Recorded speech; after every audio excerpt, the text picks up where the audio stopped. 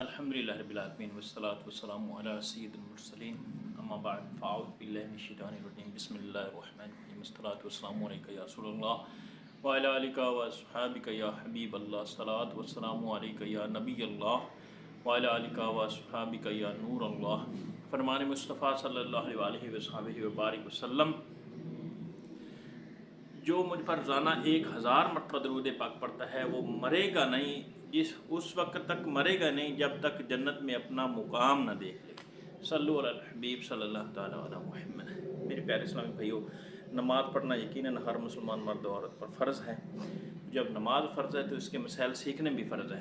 جب وضو کرنا ہے تو وضو کے مسائل سیکھنے فرض ہے۔ آج ہم آپ کو انشاءاللہ وضو کے 4 فرائض بتاتے ہیں۔ یہ بہت ضروری ہیں وضو کے فرض بتانے، کیونکہ وضو کے فرض آپ صحیح انداز سے پورے نہیں کر سکیں گے تو نماز نہیں ہوگی۔ چلیں جی شروع کرتے ہیں انشاءاللہ مختصر وقت میں، انشاءاللہ تھوڑے سے وقت میں آپ کو سمجھانے کی کوشش کروں گا۔ آپ نے غور سے توجہ کے ساتھ سننا ہے۔ سب سے پہلا فرض وضو کا ہے جو چہرہ دھونا۔ یہاں سے جو عادتاً بال اگنا شروع ہوتے ہیں، یہاں سے لے کر یہ ٹھوڑی کے نیچے تک، یہاں سے کان کی ایک لو سے لے کر کان کی دوسری لو تک اس انداز سے دھونا کہ کوئی بھی ذرہ خشک نہ رہ جائے، یہ پہلا فرض ہے وضو کا۔ اور یہ یاد رکھیے کہ میں آپ کو فرض بتا رہا ہوں، طریقہ نہیں بتا رہا، سنتیں بھی نہیں بتا رہا، صرف فرض بتا رہا ہوں جو آپ کو آپ کے سیکھنے کے لیے آپ کے اوپر فرض ہے۔ دوسرا فرض یہ ہے کہ کونی و سمیت دونوں ہاتھ دھونا۔ اب یہ دونوں ہاتھ کونی و سمیت ہم نے اس انداز سے دھونے ہیں، اس طرح دھونے، ٹوٹی کے نیچے کر کے اس انداز سے دھونے ہیں۔ بس اوقات اسلامی بھائی اس طرح لے کر پانی ہاتھ چھوڑ دیتے ہیں، ہاتھ میں پانی لے کر، چلو میں پانی لے کر اس طرح چھوڑتے ہیں، 3 بار چھوڑتے ہیں۔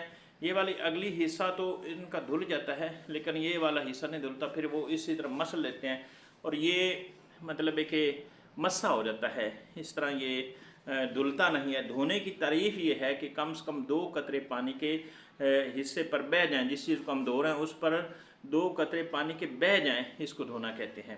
اس طرح یہ تیسرا جو اس کا مطلب ہے کہ وضو کا فرض ہے، یہ چوتھائی سر کا مسح ہے۔ ہماری اکثریت یہاں پہ بہت غلطیاں کرتی ہیں۔ تو چوتھائی سر کا مسح ہم نے بس اوقات ہمارے اسلامی بھی وہ پانی لیتے ہیں، تری لیتے ہیں، یوں کرتے ہیں، چومتے ہیں، آنکھوں کو لگاتے ہیں، پھر یوں اور یوں اور یہ اور پتہ نہیں کیا کیا کرتے ہیں، اللہ ہی بہتر جانتا ہے۔ تو یہ طریقہ کار غلط ہے۔ آپ نے سیدھا سادہ انداز لینا۔ ایک طریقہ یہ ہے کہ پانی ہاتھ کو گلا کیا اور سر کے اوپر رکھ دیا، چوتھائی سر کے اوپر آپ ہاتھ رکھ لیں گے۔ دوسرا طریقہ یہ ہے کہ دونوں ہاتھوں کو تر کر کے 3 انگلیاں یہ ملانی ہیں، شہادت کی انگلی خالی چھوڑنی ہے، انگوٹھے خالی چھوڑنے ہیں۔ اب ان کو اس انداز سے لے کر جانا ہے، ٹھیک ہے۔ یہ کانوں کی بڑی انگلیاں کانوں کے اوپر والے حصے میں، کانوں کی یہ چھوٹی انگلیاں چھوٹے حصے میں، اور انگوٹھے جو ہم نے خالی چھوڑے تھے کانوں کے بیک سائڈ پہ، اور یہ جو پیچھے والا سائڈ یہ اس سائڈ پہ۔